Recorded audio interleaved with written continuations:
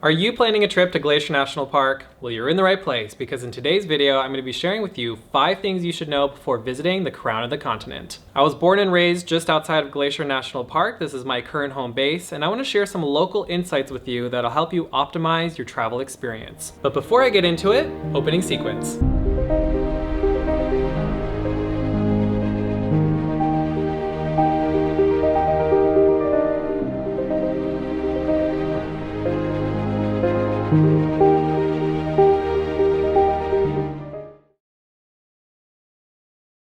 Hello hikers, national park explorers, wildlife watchers, welcome back for another Travel Insights video. If you don't know who I am, my name is Jeff Heyer and I'm an eco-travel content creator. I love sharing adventures on my platforms, covering conservation stories, sharing wildlife experiences, and national park tips from all around the world. I love creating content that's valuable to travelers like you who are interested in visiting eco destinations. Subscribe to this channel if you haven't already, I'm glad you're here. One of the main destinations I cover is Glacier National Park, and that's because this is my home, this is my backyard, this is where I grew up, and it's the place I know best. I've been getting a lot of questions about visiting Glacier National Park, which is what inspired today's video. So this video is for people who are rather new to the area. I want to share with you 5 things you should know before visiting Glacier. This is very pertinent and relevant information for all types of travelers. Knowing these 5 things will help you have a safe and seamless journey here. So let's jump into it. The first thing you should know is that Glacier National Park has a vehicle reservation system. To enter the main gates of Glacier National Park with your own vehicle, you must have a pre-booked vehicle reservation. As of 2024, this is not required at every entrance, but it is for the most popular and commonly used ones. The vehicle reservation system is rather new and went into effect a few years ago. Visitation in the park skyrocketed during COVID, which led to an influx of vehicle traffic. Because there's limited access to Glacier and only a few primary roads, this reservation system was created to help mitigate congestion. So they now require this reservation if you want to drive your own vehicle through the main corridors. As of 2024, areas that require a vehicle reservation include the North Fork entrance, the Minig Glacier entrance, and the Going to the Sun Road if you access it from the west entrance. If you're confused about the last one, a vehicle reservation is only required if you want to drive the Going to the Sun Road from the west entrance, if this is where you're going to be entering. This is a recent change. You no longer need a reservation to access Apgar Village. You only need it if you want to pass this checkpoint on the map. This reservation is per vehicle and allows you to drive yourself to the selected gate for 1 full day. It used to be that one reservation was usable for 3 days, but they just recently changed this. Also note that you must have this in addition to your National Parks Pass to enter. If you plan to camp inside the park or overnight in a hotel, pay close attention to which overnight bookings give you a reservation automatically, because not all of them do. It totally depends on the location on where you're staying. To find answers for your situation in particular, you can get clarity and current details in the link I have below. This will outline all the details about this reservation system. If you plan to visit some of the main areas of Glacier Park, in between 6 a.m. and 3 p.m. you must have a vehicle reservation. This can be purchased online for $2 at recreation.gov. I have the link for this in the description below. Now these reservation tickets become available at 2 separate times. The first batch will become available 120 days prior to the date of entry. So starting in January all the way through May, these reservations will become available on a rolling basis. So if you're making plans well in advance, mark your calendar 120 days before your desired entry date to hop online and book your desired date. Do realize that a lot of people will be waiting online for these reservations to open. Because they're limited, they could sell out quickly. They become available at 8 a.m. Mountain Time, so make sure you're online and logged into your recreation.gov account before 8 a.m. Mountain Time to select and secure your booking. Now, if you didn't get your ticket in advance, don't worry, the large majority of these will become available the day before the day you want to go. So the first batch becomes available several months in advance, and the second batch will be available the day before. Now, this is a new thing as of 2024. All reservation tickets will become available at 7 p.m. the day prior. So everyone who's wanting to go into Glacier tomorrow will be going online at 7 p.m. tonight to get their last minute reservation tickets.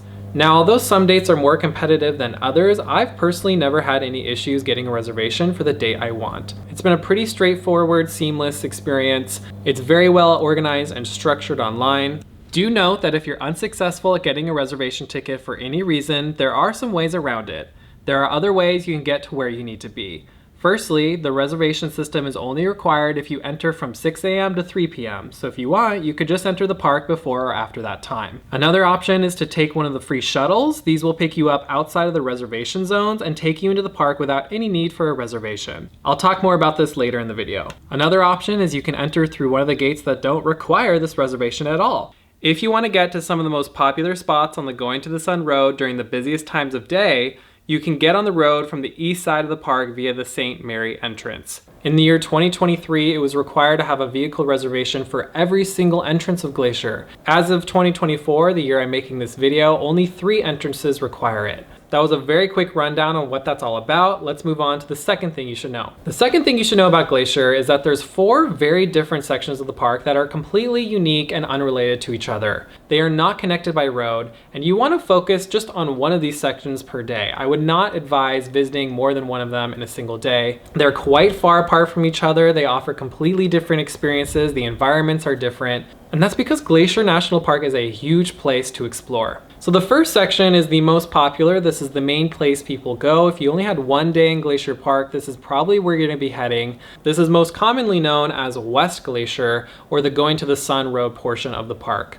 This is the largest and most accessible area to visit. There is one road that travels through this section. The iconic Going to the Sun Road is 49 miles of pavement that winds its way through these breathtaking landscapes. This journey is very scenic from start to finish, but this is the main way to get to some of the most popular trailheads and hikes in the park. Points of interest here include Logan Pass Visitor Center, which is the highest point of the Going to the Sun Road. Popular hikes in this section include the Highline Trail, Hidden Lake Overlook, Avalanche Lake, and St. Mary Falls. The second area of the park is the North Fork. This is probably the least visited area. It's a little bit harder to get to. There's not as much infrastructure here as other parts. There are some gravel roads, so if you want to explore this area, make sure your car is suitable for this terrain. It's a little bit more uncharted of an area, but if you have several days in Glacier, it could be worth a visit. Popular points of interest include Bowman Lake and the historic town of Polbridge, a small remote community that has a popular mercantile bakery. The third section is Minig Glacier. This is a very alpine environment. There's lots of wildlife that's concentrated here. There are great hikes in this area that lead you right to the glaciers if you want to see those up close and personal. Popular hikes in this area include Grinnell Glacier, Iceberg Lake, and Cracker Lake, among others. I love this area of the park. It really gives off mini Switzerland vibes, especially the iconic and picturesque Minig Glacier Hotel. The only drawback to visiting Minig Glacier is that it's very far removed from the rest. It's absolutely worth the journey if you can make it there, but some of the main areas where people stay or fly into, such as the Flathead Valley, places like Whitefish, Coram, Kalispell, it's about a 3-hour drive to get there. So total, there and back in one day, that's 6 hours of driving. It doesn't make for the easiest day trip, so I definitely recommend staying within that area for several days if you can. The fourth and final area worth exploring is Two Medicine. This is a beautiful corner of the park that's not often visited. It's definitely an overlooked section. It is a bit of a journey to get out there, and there's not many accommodation options nearby, but it's absolutely worth the visit. Beautiful forest, long hiking trails. There's a scenic boat ride you can consider, and the most popular hike here is the Dawson-Pittamakan Loop. That was a quick rundown on the 4 main areas of Glacier. I will say that all of these sections have their own pros and cons, but each of them boasts incredible nature. You'll have a wonderful experience wherever you choose to visit. The third thing you should know before visiting Glacier National Park is that this is grizzly bear country. This is one of the last remaining strongholds of grizzly bear populations in the country. There are estimated to be around 300 grizzly bears that call this place home. There is a possibility you could encounter a grizzly bear when exploring the park. It's very important you pack bear spray with you for your own safety, no matter how short or long your visit is. And it is paramount that someone in the group that you're traveling with has a bear spray canister. Now, these are quite expensive, and if you don't want to get one yourself, there are several places where you can rent them. Places where you can rent them would include a lot of recreation retail stores in Whitefish, Kalispell, and Columbia Falls. There's even some places within Glacier where you can rent them directly. One example is Apgar Village. Do make sure that you properly know how to deploy this. Be bear aware, be safe before enjoying the great outdoors. I do have a link in the description below with some bear safety tips, things you should know just in case you have an unfortunate encounter. I have encountered many grizzly bears throughout the years of exploring Glacier National Park. Luckily, I have not had to deploy bear spray myself.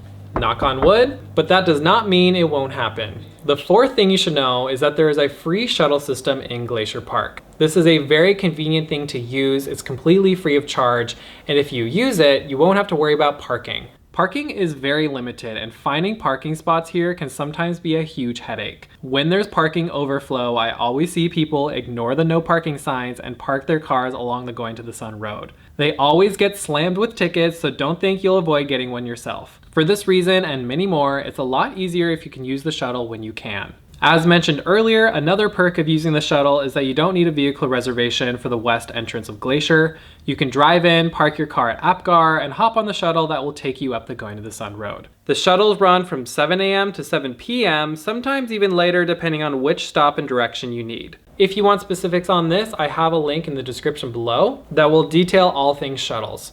They arrive at each stop every 15 to 30 minutes. Each shuttle holds about 15 to 30 passengers. I'm going to show a map here on the screen that labels all of the different shuttle stops. There are some express shuttles that take you directly without stopping from the main entrances up to Logan Pass, which is the highest point of the Going to the Sun road. Do realize that this service is free and available to you. Now, the fifth and final thing that you should know before visiting this place is that you should respect it.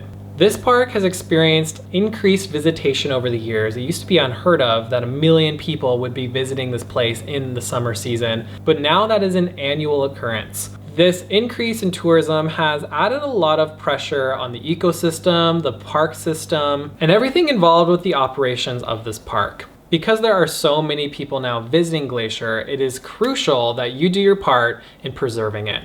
Please, please, please do not feed the wildlife, no matter how cute it might seem in the moment. Pack in, pack out, make sure you leave no trace. Stay on the trails, don't trample on wildflowers. Be kind to the park staff and local businesses in and around the park. Be respectful, and overall just minimize your impact on the environment. If we all do these simple things, we can help preserve Glacier National Park and its beautiful nature. It's a privilege to access this place, so let's not ruin it. Thank you so much for watching. Those were 5 things you should know before visiting Glacier National Park. I hope these were insightful tips, some helpful information. You've gained some more appreciation for its nature and your role in preserving it. If you found this video helpful, please subscribe to my channel. I want to continue creating valuable content for you.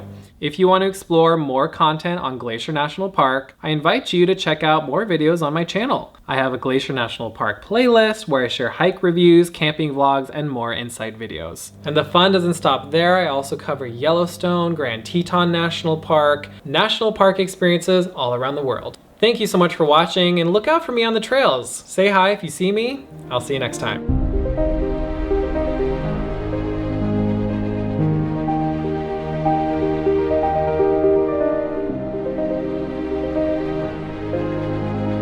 Thank you.